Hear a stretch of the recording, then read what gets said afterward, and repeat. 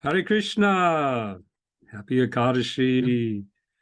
Welcome everyone to this is the 18th quality of Srila Prabhupada, this session where we're going to again explore the 26 qualities of a devotee expressed in the perfect gentleman of Srila Prabhupada. A Vaishnava, he said a Vaishnava is noted by his quality as being a perfect gentleman. And so this is Srila Prabhupada. So joining me again, Siddhanta Prabhu, our mastermind and producer and so many qualities he brings, qualities that are both devotional and professional. So thank you very much. Well, I guess I can fool some of the people some of the time, but thank you for that. So today, 18th quality is the one that describes Prabhupada, a perfect gentleman, as not being influenced by the Lord's illusory energy. So we have 9 stories today from 9 different devotees, and we, will feature a few aspects of this quality. One, of course, we know about the illusory energy, where we're conditioned souls and we are conditioned by these 4 propensities, imperfect senses, tendency to make mistakes, sure to be illusioned, and a tendency to cheat. And so we're going to explore some stories that explain how Prabhupada was not influenced by those propensities, 4 propensities of conditional life. We know that, of course, the greatest strength of Maya is for us to think that we will never die. That's the greatest illusion that we have in this body. In this body, because we are conditioned. We're not pure. This was the question posed by the Yaksha at the Lake of Death that he was posing to the 5 Pandavas when they were in exile. And 4 of the brothers couldn't answer, and they died. And then finally, Yudhisthira answered the question, what is the most amazing thing about Maya, about the material world, is that we think that we see other people around us die, older people and relatives, etc., friends have passed away, but at the same time, we think that we will never die. Somehow or other. So we'll explore. Our first story will be in that regard, but also there are other aspects of not being influenced by the Lord's illusory energy, whereby we'll see some stories that show us how Prabhupada was actually Trikaligya, that he could see past, present, and future. That's kind of a unique position for one who is not influenced by the Lord's illusory energy. And then also because of Prabhupada's pure devotional service and love for Krishna, that he is able to see Krishna. So one who is influenced by the Lord's illusory energy is not going to be able to see Krishna. That's true. So let's jump right in and look for the first characteristic that we talked about, how Maya's strength is that we will making us think that we will never die. So let's hear from Rangavati Devidasi. We'll also hear later on from Atma Tattva, Rameshwar, Bahushara, Dina Dayadri Devidasi, Patit Pavan, Ananda Devidasi, Rupa Vilas, and Jai Gauranga. Okay. So it's quite a lineup. So let's jump right into the first example of Prabhupada not being influenced by the Lord's illusory energy, Maya. In the course of taking care of Manisha, who was only a 13-year-old child at the time, she went through a lot of stages. And her mother, Antajana, had gone to Srila Prabhupada and said, what should I do with her? What's the best thing? And he said, you should simply keep her comfortable. So that was a very loose, kind of direction to go in, because comfortable could mean drugs or medication, or it could mean moving and so many things. So we kind of improvised from that basic direction to go in. So we brought her to the Himalayas in the hot season and did so many things. And the mother's becoming anxious, and she was near dying, and so she really wanted to see Prabhupada to ask, and she was so distraught. So it was just before the evening artik, and Prabhupada was getting ready to go with Harisari, was his servant at the time. So we were able to go in, and there was myself and Antujana, the mother, and the girl, Manisha. So we went in the darshan room, and the mother said, Prabhupada, she said, I don't know what to do, she's dying. And Prabhupada's eyes got, huge, and said, we are all dying. For you, tomorrow, for me, next week, we're all dying. And the way that he said it was like, where have you been? What have I been saying? What have I been preaching? Why did I come here? I came here to show you that we're dying, and it's just a matter of time, and you should chant Hare Krishna. And he was becoming like really kind of almost outraged, that this would be a surprise, that you're now dying. And we were kind of thinking maybe we'd get some empathy of a different sort, some sympathy, like, oh, I'm so sorry, but there was nothing. He cut to the chase immediately. There wasn't any type of soft pedaling, nothing like that, just right to it. And it really kind of threw us all back.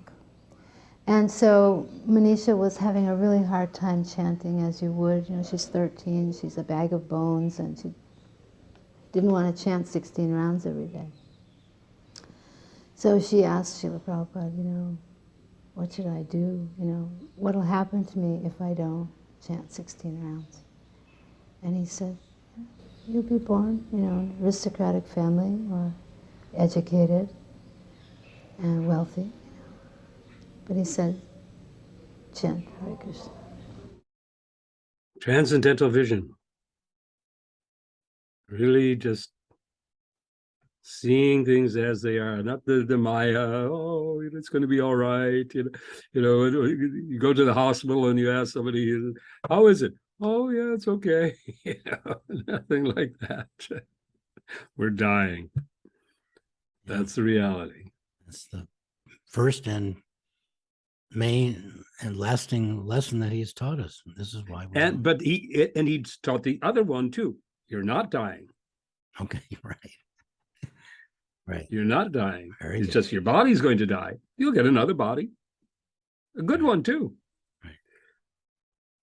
Very good. So let's now listen to Atma Tattva, who tells us of an experience with an elderly gentleman that he met in India that was able to realize Prabhupada's position, also that he is not influenced by the Lord's illusory energy. Very unique story. Okay. Atma Tattva. So I had a copy of Chaitanya Charitamrita where there is a picture of Prabhupada holding a champak flower like this with a lot of sandalwood paste, the flower garland, and he's holding the flower and he's looking like this. So that was the only book I had where I could show him, some work of ISKCON. Other Bhagavatam volumes have been sold and we have to get back to Bangalore. So I brought that book with me. And I went to meet him because he's the chief of the 3000. So I went and showed him some things about ISKCON and then showed him this picture. Said, this is our Guru Maharaj, he has translated these books. So he looked at that picture for a while. And he brought some things from his little box, some thread and some things like that. And he was measuring Prabhupada's forehead and his ears and things like that. It took about 10-15 minutes and then he shook his head and he said that all the 4 Vaishnavacharyas, he said, in one person. So then he looked at me and he said, you know that we are Shaivites and because we are not impressionless, so we have nothing opposite to Vaishnava Sampradaya. But we are worshippers of Shiva. So we do bhakti to Shiva in person. And he said, these Vaishnava Sampradayas, all the four acharyas, if they come in one body, that is how this person's features are. And he said, I'm an expert in Samudrika Lakshana Shastra. I can see from here. I wish you have showed me a full picture. So then I had a picture that I was worshipping. So I took that picture out and I showed him. Then he again went on and he has his lens. And he did another study. Then he said that I was not wrong. He said, they are all working through this person.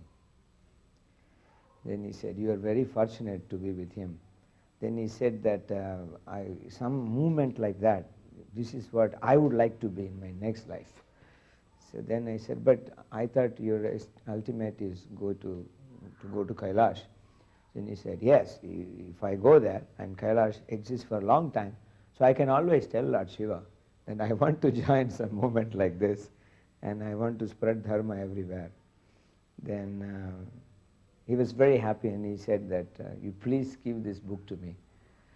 I want to keep this, because this has given me the highest experience of studying a person's feature. So I want to keep this book with me. So I gave it to him as complimentary copy. Seeing, here's someone who's got some ability, and I guess Prabhupada blessed him in some way to be able to see beyond the appearances, and get to the heart. Yeah, it was some kind of science that he was a master of, that he could tell by features. Yeah, he was like, I guess it's like astrology or Jyotish, or right. some special. That of course Nilambar Chakrabarti did that with Gauranga Mahaprabhu. Studying the feet and the features, and he's there were a number of things. He's big in these many places. He's small in these many places. There's a whole list of bodily features that indicate a great personality. Right. So another evidence of that is coming directly from Srila Prabhupada himself, which is explained by Rameshwar Prabhu, how due to his purity, he'll give us evidence that he is not influenced by the Lord's illusory energy. And I won't give away right now. Okay. So let's let Rameshwar explain this story. I remember one time Prabhupada met with some reporters, and Prabhupada was explaining that this movement is presenting the science of God, the absolute truth, the absolute knowledge, the highest knowledge to mankind, and this will save mankind. And they were asking, well, how do you know it's the absolute truth? What, are you telling us that you hear God speak, and therefore you know what God wants? And Srila Prabhupada said, yes, yes. Now, I was in this room thinking that these reporters, they're going to take this the wrong way because they're not devotees to really understand that that's Prabhupada's position. So I said, what Prabhupada means is that the message of God is coming down through parampara, this disciplic line, unbroken. And so when Prabhupada repeats it, that is the message of... And Prabhupada interrupted me. He says, no, that is not what I mean. And the reporter says, so what, you're saying you directly see God and speak to God? I said, yes.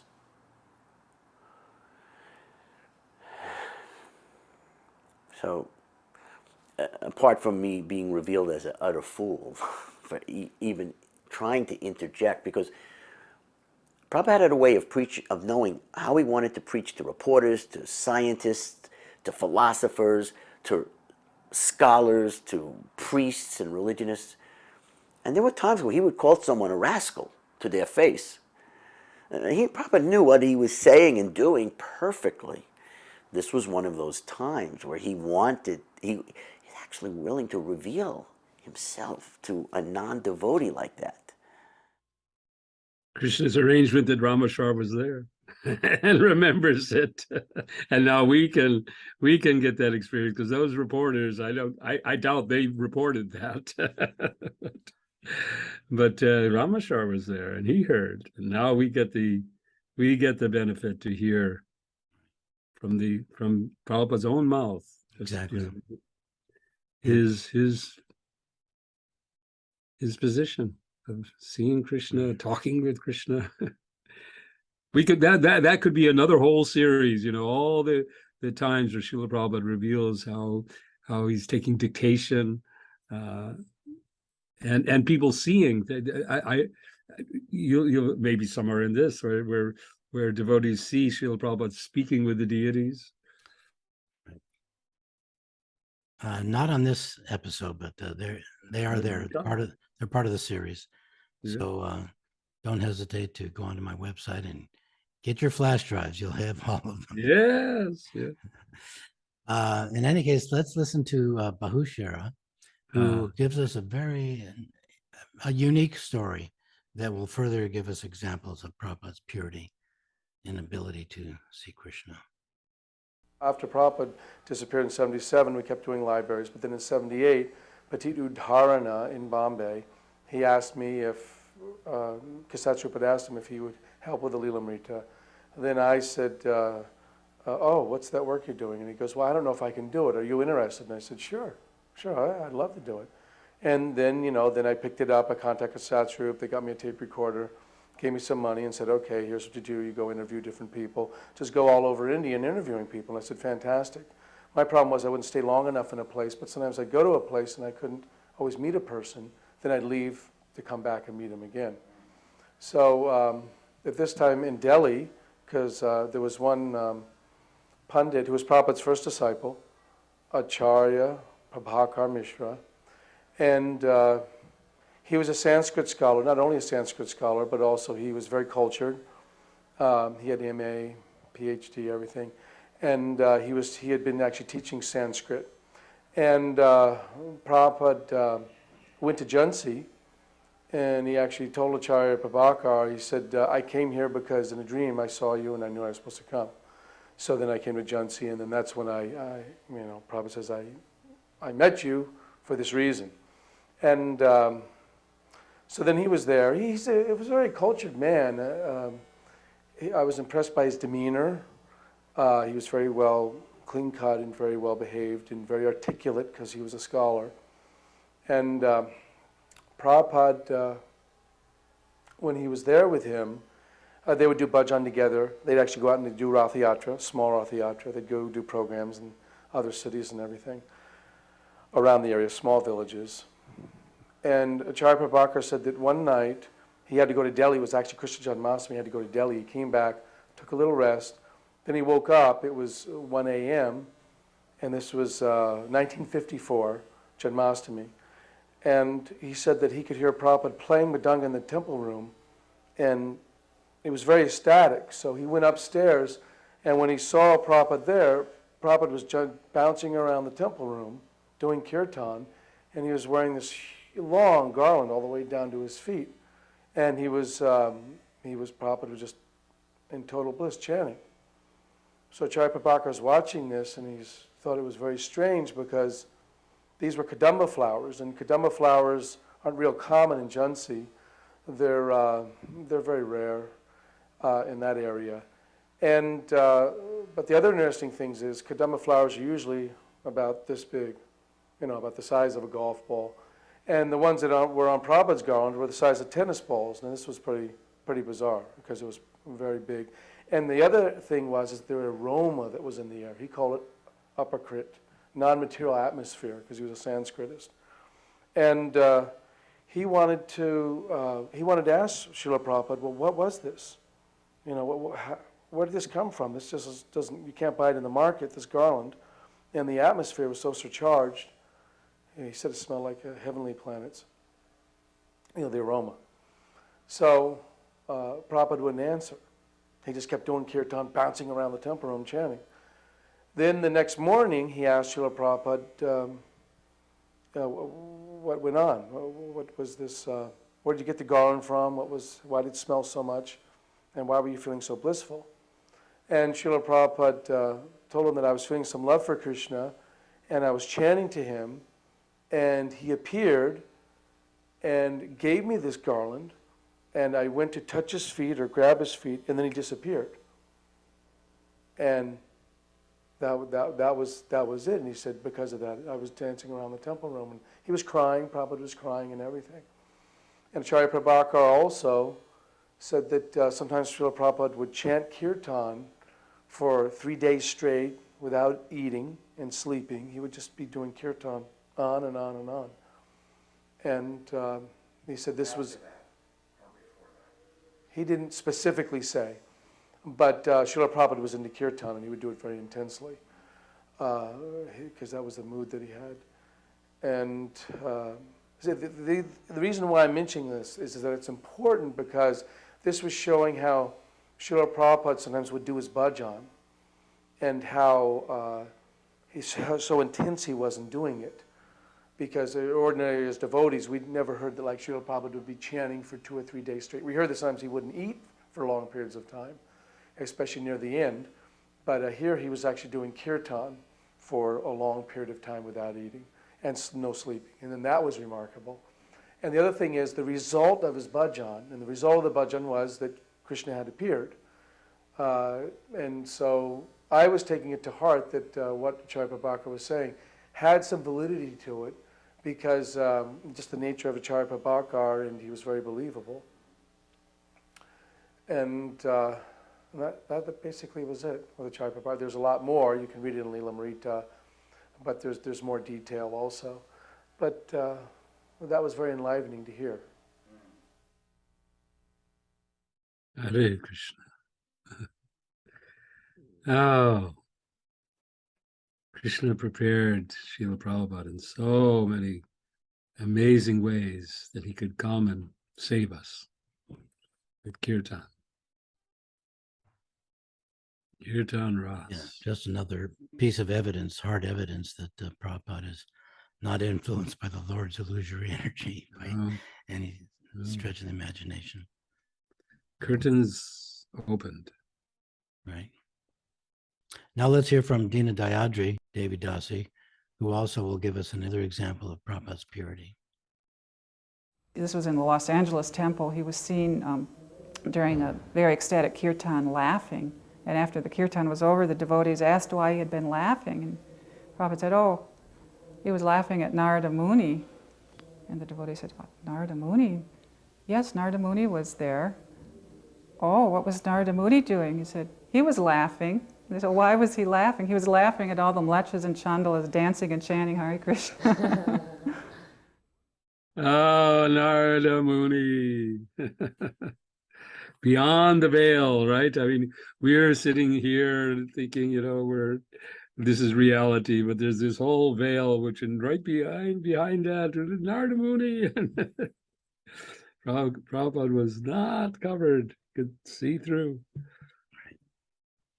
Now let's hear from a couple of devotees that will explain to us about Prabhupada's ability to see past, present, and future. And we'll first hear from Petit Pavana. They were building the World Trade Center at that time. Srila Prabhupada was especially unimpressed with this artificial nuts and bolts society that has gigantic skyscrapers and yet no means to maintain the people that live inside. So it was interesting, somebody said to him that, they're building the world's tallest buildings over there, Prabhupada. He said, they will all be destroyed, the World Trade Center. And in fact, astrologically, they were destroyed under the nakshatra that Prabhupada was born on, Mrigashirsha nakshatra. Prabhupada, he often revealed that he could see the future, but he did it in kind of an oblique fashion. The future. And we still hold out hope. Srila Prabhupada saw what the world is going to come to. Hare Krishna. In the same vein, let's listen to Ananda Devi Dasi, who will give us another example of Prabhupada's mystic powers. I brought Srila Prabhupada a chadar, very similar to this one. And for some reason, I didn't want him to know where it came from. I had bought it at Kadigram at the Ashoka Hotel, because Kadi has a branch at the Ashoka Hotel as well. And for some reason, I just didn't want him to know that I frequented or that I'd set foot in the Ashoka Hotel. I don't know why to this day. So I took all the tags off and I put it in a brown paper bag, so there was no indication of where it came from. And again, this was at Anandiketan. I brought it up and I put it on his desk and offered my obeisances. And as I was getting up, Srila Prabhupada said, "So this is from Ashoka Hotel?"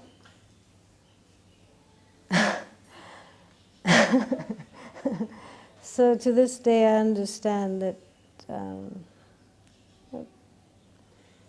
Prabhupada knows everything, everywhere, at all times. His vision is supernatural.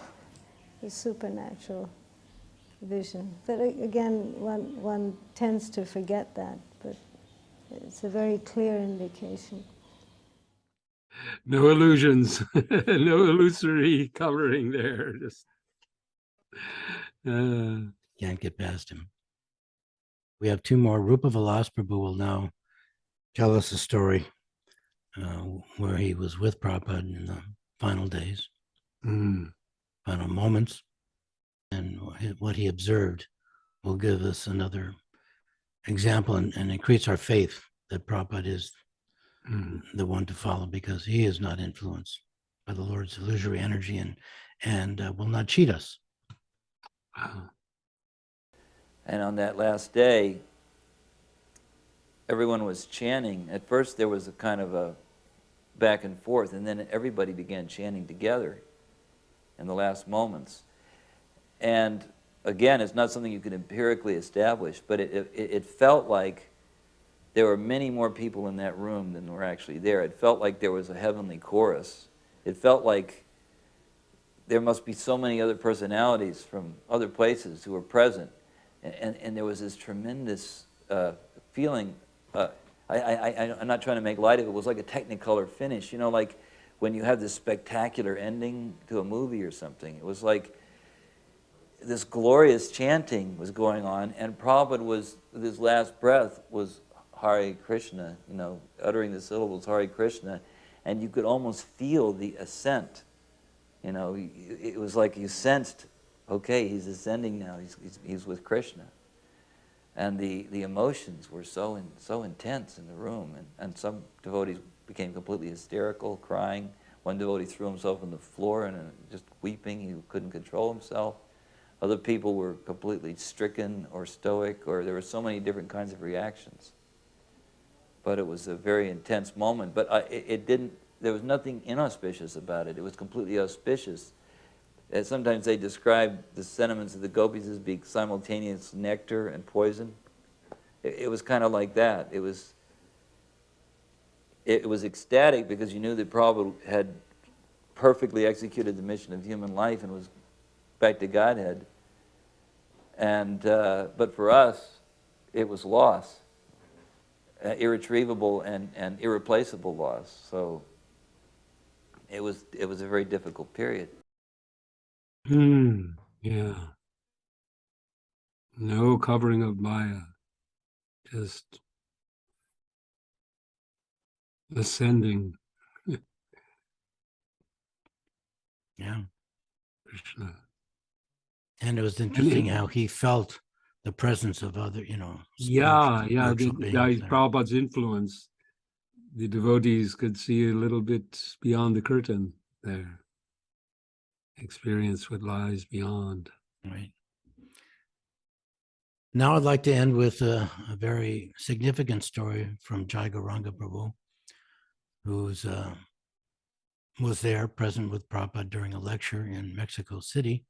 And this instruction that we'll get from Prabhupada through Jai Gauranga, who was there, and Nari Hari also confirms this, that will again increase our faith and understanding about Prabhupada's position. I remember this one lady. she raised her hand after Prabhupada had finished the Bhagavad Gita class, and she had a question. And she said, in the Bhagavad Gita, it is said that if one thinks of Krishna at the time of death, one will go to Krishna. Now, my question is, what if I think of you at the time of death? Will it have the same effect? So, Prabhupada didn't answer right away. He sort of closed his eyes and he was thinking for like maybe 2 seconds. And then he smiled very nicely and he said, "That is very nice." He said, "Yes, it will have the same effect." Yes, because there's no Maya between. Yeah, Yeah, thinking of Krishna, thinking of his pure devotee. the via media. Without the covering of the illusory energy in between is direct via media. Nothing between. Right. So that's this afternoon's Akadashi Wonderful. quality Wonderful. of he is not influenced by the Lord's illusory energy. The next Akadashi, I'm going to combine two, 19 and 20, Okay. so we'll be able to finish the Akadashi discussions within the year, before the end of the year. Mhm. And these two qualities are very similar. He offers respect to everyone, and he does not desire any respect for himself. Okay. So we'll find some stories that will give examples to those two Ah, qualities. very nice. Very nice. Very nice. Looking forward. Thank you. Me too. Thank you, everyone, for joining us today. Happy Akadashi.